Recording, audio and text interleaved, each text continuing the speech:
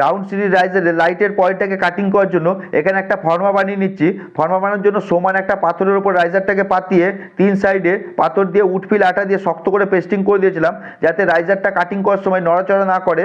আর এখানে আমি 1/2 ইঞ্চি থিকনেসের সাদা কালো টাইলস দিয়ে এই সিঁড়ির ডিজাইনটা করছি। আর প্রত্যেকটা রাইজারের মধ্যেই দুটো করে লাইটের পয়েন্ট আছে, সেন্সার লাইট হবে এখানে।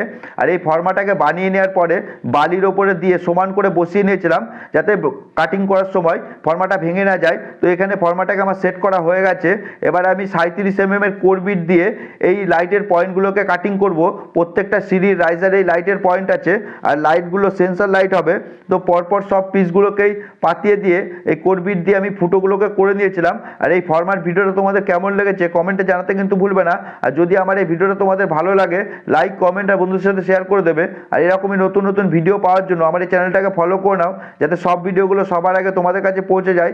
এখানে আমার রাইজারের পয়েন্টটা কাটিং করা হয়ে গেছে, সেট করে তোমরা দেখো কেমন লেগেছে কমেন্টে জানাতে কিন্তু ভুলবে না। আর ভালো লাগলে একটা লাইক আর বন্ধুদের সাথে শেয়ার করে দেবে। দেখা হচ্ছে তোমাদের সঙ্গে নতুন আর একটা এরকমই টাইলসের কাজের বা ডিজাইনের ভিডিও নিয়ে। আর সিঁড়ির ডিজাইনটা ভালো লাগলে একটা লাইক করে দিয়ে যাবে।